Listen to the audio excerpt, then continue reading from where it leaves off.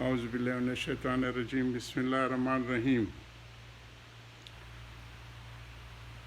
یا رب صلی وسلم دائما ابدا علی حبیبک خیر خلق کلہم هو الحبیب الذی ترجو شفاعۃ لکل حول من الاحوال مقتحم اللہم صلی علی محمد سیدنا محمد عبدک و رسولک صلی علی المؤمنین والمؤمنات والمسلمین والمسلمات۔ رمضان المبارک کے الصوم سے آج ہماری چھٹی نشست ہے حضرت حکیم الامت کی کتاب صوم الصلاۃ سے۔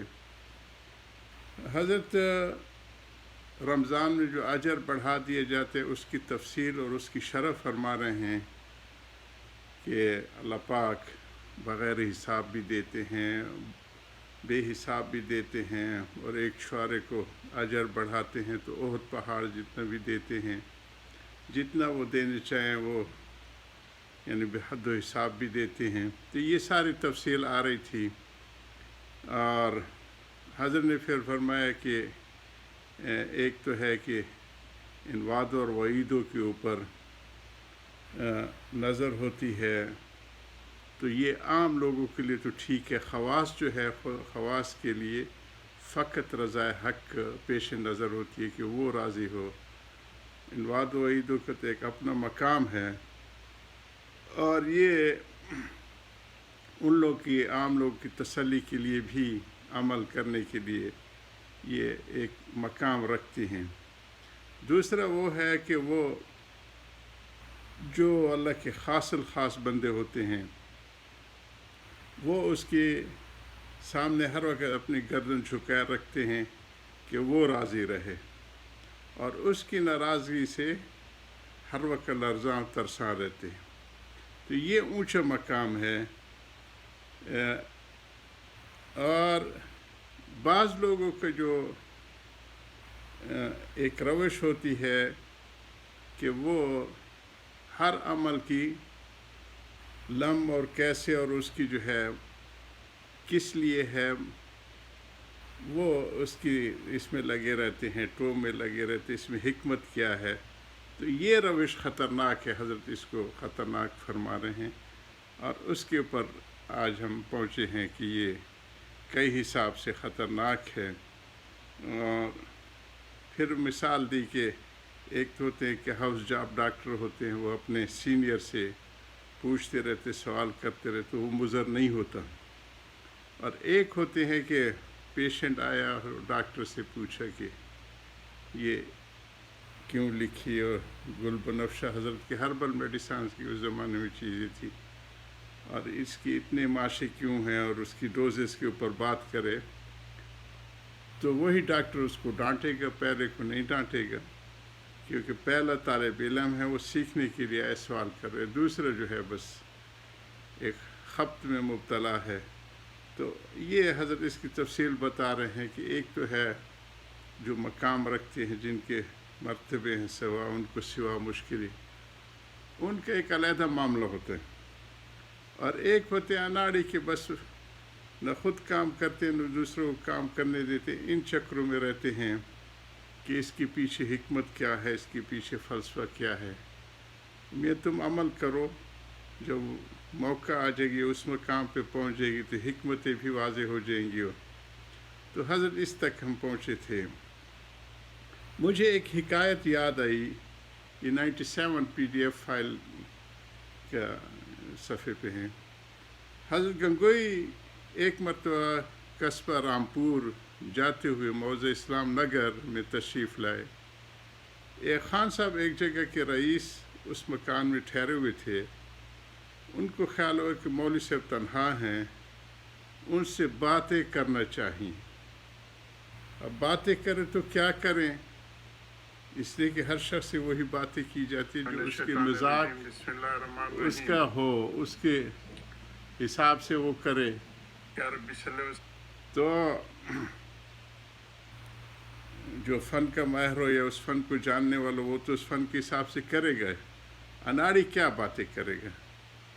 تو کیا باتیں کی جاتی ہیں، کیا کریں، اس لیے کہ ہر شخص سے وہی باتیں کی جاتی ہے جو اس کے مزاج کے موافق ہوں۔ سوچ بچار کے بعد آپ پوچھتے ہیں کہ حضرت وہ چھوٹی چھوٹی باتیں کون سی ہے جن سے نکاح ٹوٹ جاتے ہیں؟ حضرت نے فرمایا کہ چھوٹی باتوں سے ہمارے یہاں نکاح نہیں ٹوٹتا. یعنی آپ کی مراد کن چھوٹی باتوں سے ہے؟ خان صاحب کہنے لگے کہ حضرت یہی کفر شرک کی باتیں. حضرت نے ہنس کر فرمایا کہ خان صاحب جب کفر و شرک چھوٹی باتیں ہیں تو آپ کے نزدیک بڑی باتیں کون سی ہیں؟ خان صاحب چپ رہ گئے. حقیقت میں اپنے مرتبے سے زیادہ سوال کرنا خود ذلیل ہونا ہے. ایسے ہمارے زمانے کی تعلیم یافتہ حضرات جو جدید تعلیم یافتہ تعلیم نو کے جو ہیں ہمارے حضرت ان کو روشن خیال اور روشن ضمیر کہتے تھے. تعلیم یافتہ حضرات ہیں، ان کی مثال بعین ہی ایسے ہے جیسے ایک شخص پر فوجداری کا مقدمہ ہو گیا اور وہ دریافت کرتا پھرتا ہے کہ فلاں دفعہ جو تعزیرات ہند میں ہے اس کی کیا وجہ ہے. اس کے ذمے تو ضروری ہے کہ اس کو فکر ہو جائے اور وہ کلا سے مشورہ کرے اور اپنی مرضی کی کوئی صورت تجویز کرے.